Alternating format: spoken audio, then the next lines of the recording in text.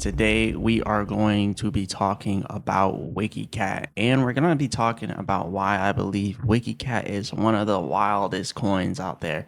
Anyways, remember, I'm not a financial advisor. None of this is financial advice, but let's get straight into this. So currently right now in WikiCat, we are at 6Z2100. So that's pretty good.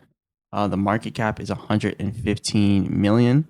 So that's decent. You can see last 7 days, WikiCat has been up 20%, 33% in the last 14 days, and a whole 300% in the last 30 days, and 1900% in the last year. That's pretty crazy. So WikiCat has some crazy gains in all of these periods, especially the last 30 days in the last year. So I would definitely say do not sleep on WikiCat. It's probably one of the biggest gems on the Binance Smart Chain currently at this moment. So I definitely see WikiCat having some huge potential for this run. But another thing that is absolutely crazy and insane to me inside of WikiCat is this. So the 24-hour trading volume is $658,000, right? You would think it would be more, right? With the 100, and this isn't necessarily a bad thing for WikiCat because I'm about to explain this.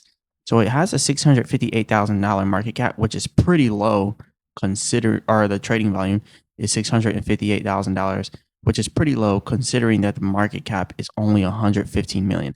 So you have 115 million in trading volume or 115 million market cap, and then you have $658,000 in trading volume. That trading volume should be at least 5 million, right? The trading volume should be at least $5 to $10 million, right? It should be about 5 to 10% of that market cap for it to be trading at a good pace, but it's not. But then we look down here and you look at the exchanges. MEXC, the volume on MEXC is $101,000. So most of the volume is actually on PancakeSwap with $406,000. And then we have Gate.io with $144,000, KCEX with $186,000. So there's a lot of money flowing inside of WikiCat, but it's not much when you do the total in the grand scheme of things. It's only $658,000. But what really is crazy and shocks me about this project is the distribution in coins. The only wallet that has over 1% is Gate.io and the Burn wallet. That is very impressive because when you look at all these other wallets, they're all below 1%. And not only are they all below 1%, a lot of them have a lot of money. You're seeing these wallets here with $1 million. You're seeing MEXC with 1.5 million. You're seeing all these other wallets with $1 million, $900,000, $500,000, $300,000, $200,000. There's actually a lot of whales, a lot of dolphins, a lot of sharks inside of WikiCat. WikiCat has a lot of people with a good amount of money. Even when you go to the number 20th page, which is the number 1,000th holder, they still have 16.5K. So they have a lot of holders, and these holders are holding a lot. They have 122,000 holders. 2 weeks ago, they only had 109,000 holders. WikiCat is doing some impressive numbers here. Like, how do they have all these holders, right? And then they only have the volume of $658,000. That is telling me that WikiCat is not being sold that much. It's being purchased more than it's sold. That's why the market cap is holding at such a high market cap, but the trading volume is so low. That's because people are holding WikiCat. They're not just trying to sell it. They're holding it. You're seeing mainly buying pressure here on WikiCat. So when you come over here and you look at the MACD, notice how the MACD on the upside is much more bullish than the MACD on the downside. The downside, look, compare the selling to the buying. There's way more buying pressure than selling pressure. When the selling pressure comes in, it doesn't do as much damage as the buying pressure. The buying pressure comes in, boom, huge pump for WikiCat. Selling pressure comes in, boom, a little bit of a pullback back to where we were once before. So it's seeming like WikiCat has some huge potential.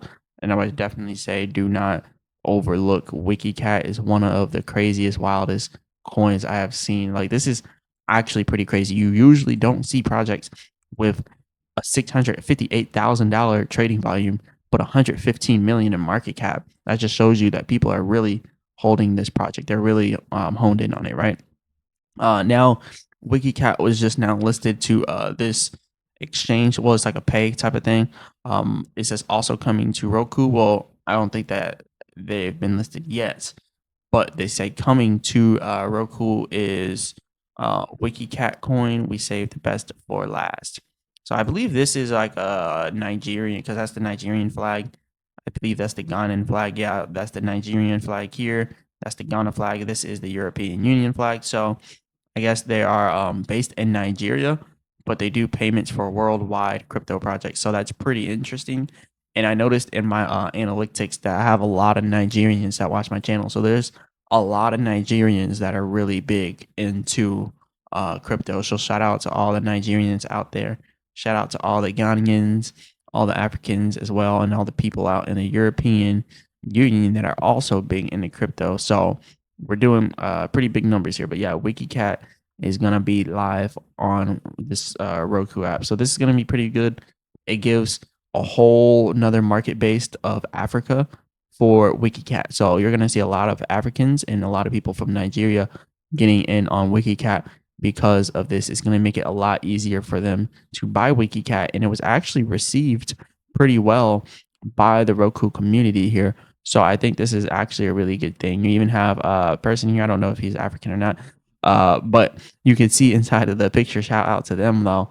It says, "Good job, guys. Let's make it our own WikiCat." So yeah, I believe he is from Nigeria. So this is really, really, really big. I think this is going to put WikiCat right at the forefront for this bull market for the Binance Smart Chain coins. So yeah, a lot of Africans are coming in here supporting WikiCat. So look, that's a whole nother fan base that WikiCat has now tapped into. This is why I'm saying, like, a lot of people are holding this project. Like, it has a lot of holders. The market cap is fairly decent, and the trading volume is super low, which means that the people that are holding it are actually holding it. They're not selling. Okay. Now, coming over here, we have a lot of people that are bullish on WikiCat as well. So this person says WikiCat is no longer a common name, but it is becoming a real explosive force in the market. The heat is spreading strongly, so they're predicting that it's about to have a breakout. I don't know what type of technical analysis this is, but power to you if you can understand what is going on here. Power to you. But yeah, I'm more of a traditional.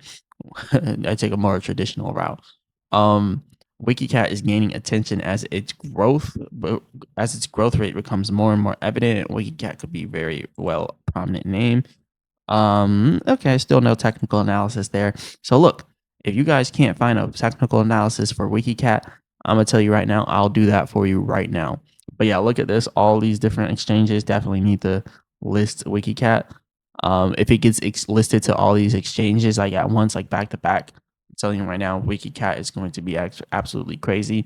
Probably get close to $1 billion in market cap, if not passing $1 billion, if all those exchanges started to list it. So that would be pretty bullish for WikiCat. But let's go to the technicals, because I can't really understand what those two people were talking about with their technicals. They don't have the traditional technicals that I like to look at. They don't have the Fibonacci's. They don't have the MACD, the percent R trend exhaustion, the micro and macro support lines, as these white lines indicate.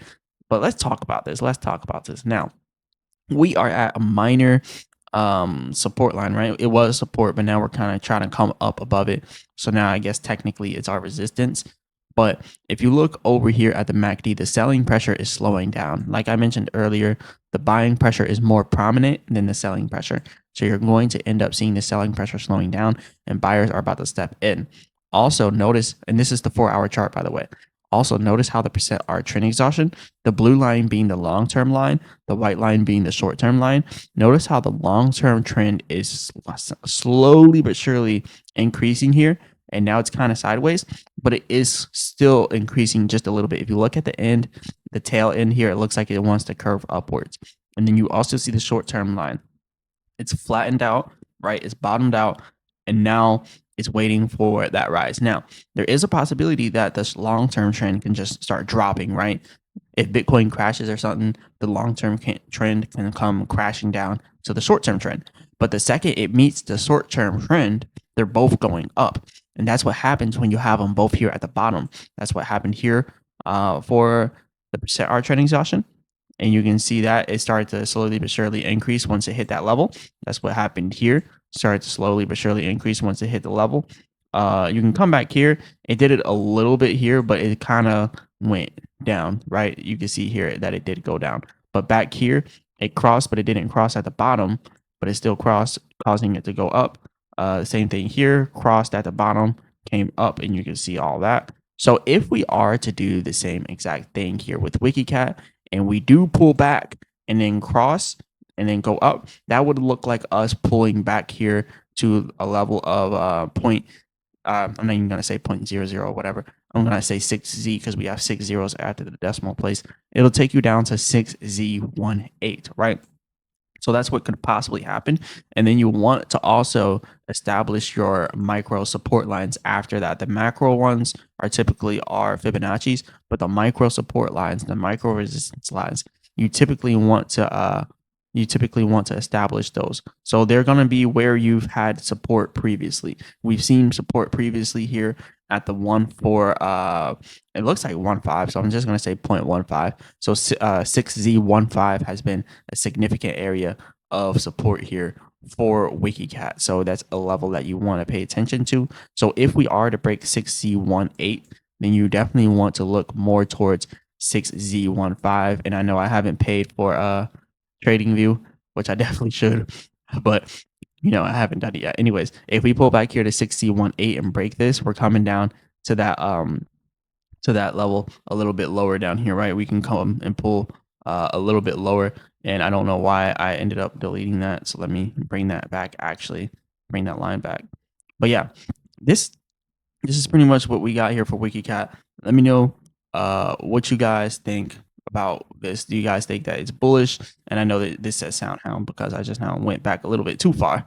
But yeah, let me know what you guys think about this WikiCat thing. Do you think that it's sitting bullish? Do you think that it's going to, have a nice rise? But again, 1.5. That is what we're looking for right here at 1.5. So if we are to pull back again here in WikiCat, we are looking for 1.5, 6C15 at that. So those are just some levels that you want to watch out for. But overall, on the 4-hour chart, it is looking bullish. So that is just if we become bearish because Bitcoin pulls us down, then that's what we could watch out for. But according to the MACD, WikiCat is bullish, okay? And that's on the 4-hour chart MACD. Right now, we can come to a shorter term chart, the 30-minute. And a 30-minute shows something a little bit different, a little bit over exhausted here on the upside, but there's still more upside potential. And also over here on the downside, sellers might start coming in now because the MACD is a little bit not overbought, but the buying pressure is slowing down and the sellers are starting to come in for the MACD. So hopefully it can stay bullish, but if not, again, 6Z15, but first 6Z18. If we break 6Z18, and then we're looking at 6Z15, and that's just a discounted price in my personal opinion. That's how I look at things.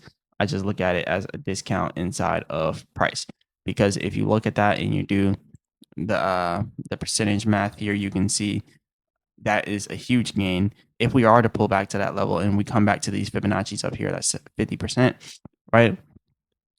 Whereas if we pull back at this level, back down here, it's only a 30% pullback, so it's not really that big of a deal. So I think WikiCat still has some more ways to go to the upside. But yeah, this is all I got for you all today. Definitely hit the like button and subscribe. Remember, I'm not a financial advisor. None of this is financial advice. As always, I'll be back with another video.